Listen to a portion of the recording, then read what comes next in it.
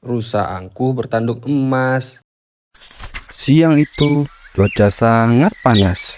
Terlihat seekor rusa yang sedang asik berendam di sungai untuk mendinginkan badannya. Rusa terkejut karena di sana juga ada seekor kambing dan kerbau. Dengan angkuhnya, rusa langsung beranjak ke pinggir sungai.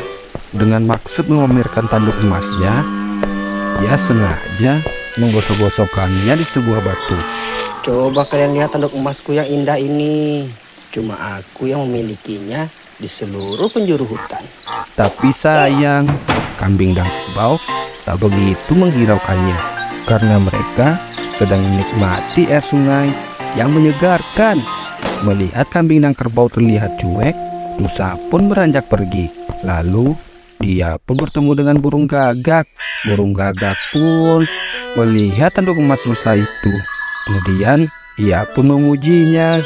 Dengan sombong, rusa pun berkata, Burung gagak, ketahuilah tanduk emasku ini adalah tanduk yang paling kuat dan besar. Kemudian rusa pun melanjutkan perjalanannya. Karena keasikan, ia tidak melihat ada sarang lebah di depannya. Dan tanpa disengaja, tanduk emas rusa itu menghancurkan sarang lebah. Alhasil, lebah yang kaget keluar berhamburan dari sarangnya. Seketika itu juga, lebah yang marah langsung mengejar rusa. Rusa lari tunggang-langgang dan berteriak meminta tolong. Namun, tak ada satu hewan pun yang berani menolong rusa. Mereka semua takut melihat lebah yang sedang mengamuk. Saking paniknya berlari ke sana kemari, rusa pun terperosok ke dalam kubangan lumpur. Para lebah pun menyengatnya beramai-ramai tanpa ampun. Dengan tubuh yang penuh benjolan bekas sengatan, rusa mencoba bangkit dari kubangan lumpur. Rusa sekarang sadar bahwa selama ini ucapannya telah menyinggung perasaan hewan-hewan lainnya. Sekarang ia pun mendapatkan karmanya. Persahabatan lele besar dan belut. Di sebuah rawa yang berlumpur, hiduplah seekor lele. Ia bertubuh besar dan kuat. Karena hal itu, banyak ikan-ikan lainnya yang mengidolakannya. Awalnya, semua hewan mengira kalau hidup lele itu penuh kebahagiaan. Namun, kenyataannya jauhlah berbeda. Justru, lele merasa sangat kesepian karena ia tidak memiliki teman. Semua hewan hanya mengaguminya. Mereka hanya datang saat bersenang-senang. Kenapa tak ada yang mau benar-benar berteman denganku ya? Ucap lele sambil merenung. Ternyata tanpa sengaja terdengar oleh belut yang kebetulan lewat di depan rumah lele. Belut menjadi tidak tega. Dia ingin menghiburnya. Namun lele tidak menyukai belut. Akhirnya belut pun mengurungi niatnya. Sambil berjalan, belut terus berpikir, ternyata lele selama ini tidak bahagia ya. Padahal dia kan ikan yang kuat. Banyak ikan-ikan yang kagum padanya. Sebetulnya lele dan belut dari dulu adalah musuh bebuyutan. Lele mengira kalau belut iri akan kekuatannya. Padahal belut tidak pernah sama sekali berpikir seperti itu. Bagi belut, semua ikan-ikan yang dirawat adalah teman-temannya. Hari pun berlalu. Keesokan harinya, belut kembali melewati rumah lele. Lagi-lagi, dia mendengar lele sedang bersedih. Karena belut makin penasaran, ia pun lalu masuk dan menemuinya. Sebetulnya apa yang terjadi padamu, teman? Kenapa kau terlihat sedih? Lalu lele pun menceritakan semua yang ia rasakan. Belut dengan sabar dan berusaha menghibur lele. Jadi begitu ceritanya. Baiklah, Aku bersedia menjadi temanmu. Mendengar hal itu, Lele pun terkejut. Ia tidak menyangka kalau Belut ternyata perhatian terhadap dirinya. Lele pun meminta maaf kepada Belut. Ternyata selama ini Lele telah salah sangka kepada Belut.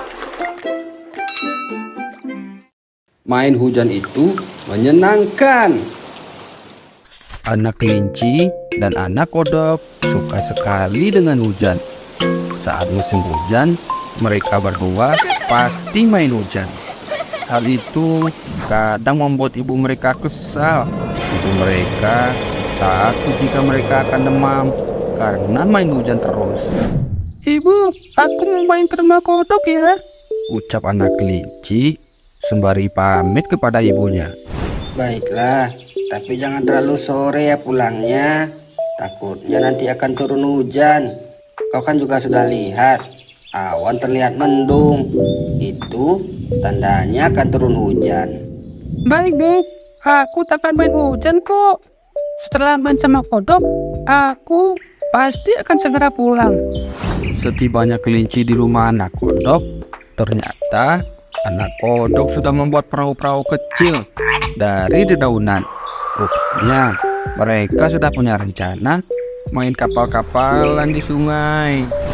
Nanti kita akan lomba balap perahu ya. Ujar anak kodok dengan senang. Oke. Tak lama kemudian turunlah rintik hujan. Anak kodok dan anak kelinci jadi tambah semangat. Mereka memang suka main hujan, meskipun dimarahi ibu mereka di rumah. Hore, hujan. Seru mereka dengan sangat senang. Mereka berlari ke sana kemari menikmati air hujan. Sementara itu, ibu kelinci di rumah sangat khawatir karena anaknya belum pulang juga. Setelah sore hari, kedua anak tersebut barulah pulang ke rumah masing-masing. Anak kelinci pulang dengan tubuh menggigil kedinginan. Tentu saja itu karena ia terlalu lama main air hujan. Ibu kan sudah bilang, jangan bermain air hujan. Nanti kalau kau sakit, gimana? Ibu kelinci lalu mengambil handuk untuk mengeringkan tubuh anaknya. Setelah itu, ia membuat coklat panas dan lezat. Meskipun telah dimarahi ibunya, hal itu tidak membuat anak kelinci gerah. Esok, ia pasti akan bermain hujan lagi. Bermain hujan itu sungguh menyenangkan. Beruang dan semut yang rajin. Di bawah pohon rindang, terlihat beruang yang sedang beristirahat. Rupanya, ia sedang mengantuk karena kekenyangan. Saat beristirahat itu, ia memandangi barisan semut yang jumlahnya sangat banyak. Beruang terpukau melihat barisan semut yang rapi itu. Ia berpikir, sepertinya dunia semut memiliki aturan yang ketat ya. Bila bertemu, mereka pasti saling menyapa, kemudian bersalaman. Di dunia semut juga tampaknya sangat aman dan nyaman, beda dengan makhluk lainnya yang suka saling bertengkar. Saat beruang sedang asik-asiknya berhayal, seketika keanehan pun terjadi. Tubuh beruang tiba-tiba mengerut, makin lama makin kecil, sampai seukuran semut. Beruang pun seketika merasa bingung melihat semut-semut sudah berseliweran di sekitarnya. Kemudian beruang mengikuti barisan semut itu masuk ke sebuah lorong yang panjang. Beruang melihat dinding lorong penuh dengan persediaan makanan. Ia merasa iri dengan dunia semut yang rukun dan saling membantu satu sama lainnya. Oh, indahnya kehidupan para semut. Andai aku bisa seperti mereka, ujar beruang di dalam hatinya. Para semut tidak ada yang berbuat nakal. Ternyata sejak kecil mereka telah diajari untuk hidup rukun, tolong-menolong, dan bekerja keras. Juga tidak boleh serakah. Bahkan tak ada satu ekor semut pun yang dengki dan iri hati terhadap sesamanya. Mereka semua juga rajin bekerja dan tidak ada satupun yang malas. Semua semut memang wajib bekerja, mengumpulkan bahan makanan untuk kepentingan bersama. Saat berjalan di lorong, tiba-tiba beruang menabrak dinding. Ia seketika merasa pusing. Beberapa saat kemudian, ia pun tersadar. Ini punya menjadi besar lagi. Ia tidak tahu apakah tadi ia benar-benar mengecil atau hanya mimpi saja sih. Ya, apapun yang terjadi, beruang tetap takjub dengan kehidupan semut. Bagi beruang, semut adalah hewan yang paling luar biasa. Kisah ayam betina tua dan rubah. Di sebuah desa yang kecil, hiduplah seorang petani yang memiliki peternakan ayam. Suatu hari, petani sedang sibuk memasukkan kayu bakar ke dalam dapur. Petani tak sadar bahwa ada seekor rubah yang sedang bersembunyi di balik pagar. Dengan perlahan, rubah berusaha merangkak masuk ke dalam kandang ayam yang ada di samping dapur. Aku harus mengendap diam-diam. Bahaya kalau petani sampai tahu. Bisa habis aku diburu olehnya. Dengan matanya yang tajam, rubah bisa melihat seekor ayam betina tua sedang berdiam diri. Karena posisi ayam tua itu lumayan jauh, rubah pun berusaha membujuk ayam dengan lembut. Hei temanku, aku membawakan banyak makanan untukmu. Ayo buruan sini makan. Nanti keburu ayam lain tahu, bisa habis bagianmu. Namun, rubah tidak tahu ayam itu adalah ayam betina tua yang bijak. Ia sering melihat ayam-ayam yang lain berhasil tertipu oleh si rubah yang licik. Jadi, dengan tenang, ia pun menolak. Rubah tidak kehabisan akal. Ia terus-menerus membujuk ayam dan berkata, "Apa jangan-jangan kau lagi sakit ya? Sini deh, aku mau tahu keadaanmu. Coba turun ke sini, aku akan memeriksa denyut nadimu."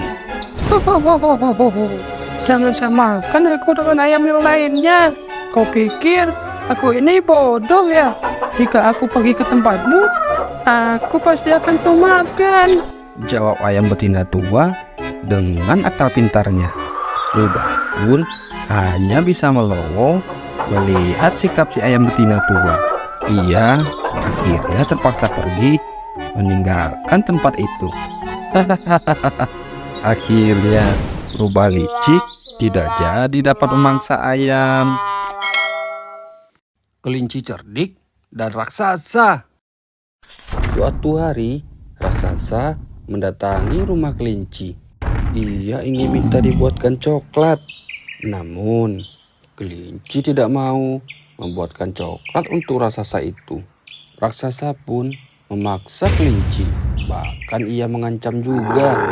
"Pokoknya kau harus ikut bersamaku. Kau harus membuatkan coklat.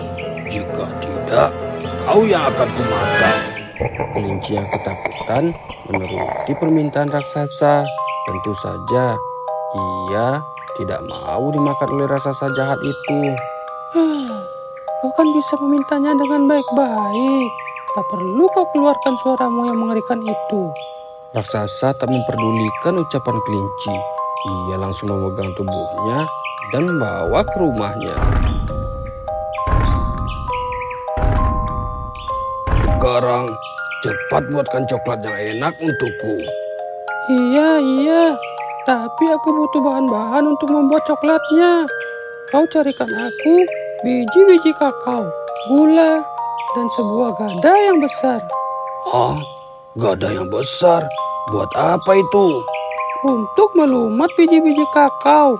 Jawab kelinci kepada raksasa. Raksasa senang bukan main. Ia mengira kelinci akan membuatkan coklat yang sangat banyak. Lalu, raksasa langsung pergi mencari bahan yang disebutkan. Beberapa saat kemudian, raksasa pun pulang dengan membawa bahan yang telah disuruh oleh kelinci tadi. Hahaha, ini kan bahan yang kau perlukan, seru raksasa yang senang.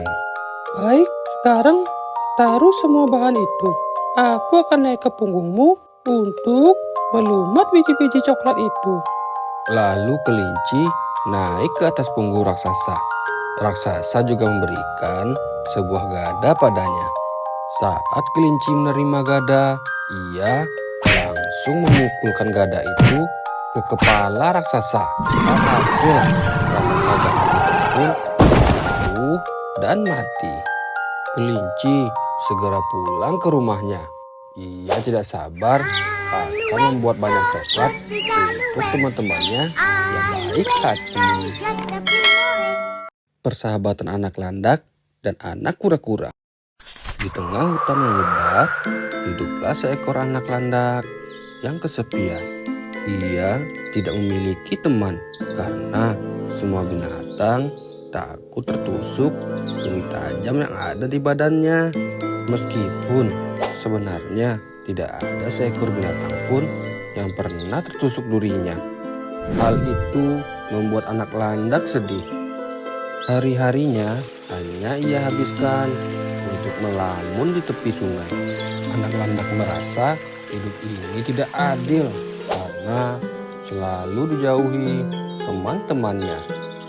Ketika larut di dalam lamunan, tiba-tiba muncul seekor anak kura-kura. Kemudian dia pun duduk di sebelah anak landak.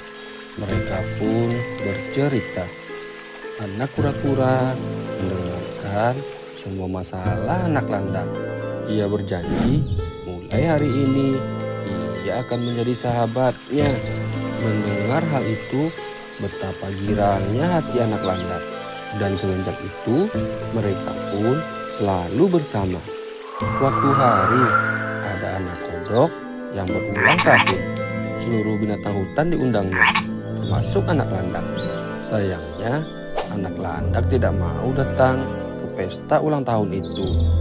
Ia takut semua binatang akan menjauhinya.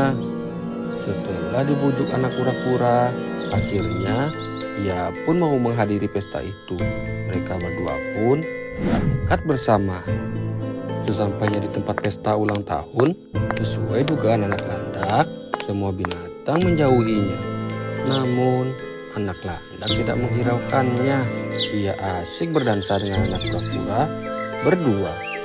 Saat sedang asik-asiknya, tiba-tiba ada yang berteriak, serigala jahat telah datang. Seketika pesta meriah itu pun berhenti. Semua menjadi ketakutan dan berlari menyelamatkan diri. Saat serigala mengejar ke sana ke sini, ia tidak melihat anak landak yang ada di depannya. Yang mana hal itu membuat serigala tertusuk oleh durinya. Serigala yang kaget dan kesakitan lalu pergi meninggalkan tempat pesta. Melihat kejadian itu, semua teman-teman anak landak akhirnya meminta maaf dan berterima kasih kepadanya. Sekarang anak landak tidak kesepian lagi, karena sekarang semua hewan-hewan itu mau berteman dengannya. Kisah seekor rusa betina dan Pak Petani. Seekor rusa betina sedang terluka akibat tergelincir dari atas tebing. Ia pun hampir mati kelaparan karena tidak bisa berjalan untuk mencari makan. Lalu datanglah rusa jantan menjenguknya. Seusai menjenguk, rusa jantan kembali menemui kawanannya. Teman-teman, rusa betina sedang sakit. Ia pasti merasa kesepian. Ayo kita jenguk dia. Oh iya, di rumah rusa betina juga ada banyak sekali rumput yang hijau dan muda. Tentu saja rusa-rusa lain sangat senang mendengarnya. Tak lama kemudian, teman-teman rusa berbondong-bondong menjenguk rusa betina. Rusa betina merasa sangat bahagia karena teman-temannya datang dan selalu menemaninya. Tapi ternyata mereka datang bukan hanya untuk menjenguknya, melainkan untuk memakan rumput-rumput hijau yang ada di pekarangan rumah rusa betina. Betapa sedihnya rusa betina saat dia tidak bisa kemana-mana. Makanan di rumahnya justru habis dimakan oleh teman-temannya. Dan yang lebih menyedihkan lagi, tak ada satupun temannya yang datang menjenguknya lagi karena semua rumput di rumahnya telah habis. Lalu lewatlah Pak Petani di depan rumah rusa betina. Tanpa disengaja, ia melihat rusa betina menangis dan bersedih. Pak Petani pun bertanya kepada rusa betina. Lalu rusa betina pun menceritakan keadaannya. Pak Petani pun menjadi geram. Ia berjanji akan memperingatkan teman-teman si rusa betina. Kamu harus tahu mana temanmu yang sayang pada perutnya saja dan mana yang benar-benar sayang terhadapmu, kata Pak Petani dengan bijak. Pak Petani pun kemudian pergi mengumpulkan banyak rumput di hutan dan membawanya ke tempat rusa betina. Dengan lahap, rusa betina menghabiskan rumput itu. Hari demi hari, Pak Petani selalu datang memberi makan dan merawat luka rusa betina.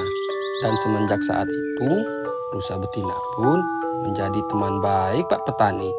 Bahkan, ia sering membantu Pak Petani saat ia membutuhkannya. Begitulah seharusnya teman, saling membantu saat ada yang sedang kesulitan. Serigala berbulu domba. Di sebuah hutan, ada seekor serigala liar yang sedang kelaparan. Karena itu, ia pun pergi ke pinggir hutan. Dari kejauhan, serigala melihat kawanan domba yang sedang asik memakan rumput. Namun, langkah serigala terhenti ketika ia melihat ada pengembala yang lagi duduk di dekat domba-domba tersebut. Aku harus mencari cara agar bisa memakan domba-domba itu, ucap serigala yang lapar dengan air liur yang menetes. Serigala pun membuat rencana yang licik. Suatu malam, ia berhasil memangsa seekor domba milik pengembala. Ia membawa domba itu ke dalam hutan. Paginya, serigala mencoba kostum baru yang ia dapat dari domba tadi malam. Ia memberanikan diri membaur di antara kawanan domba.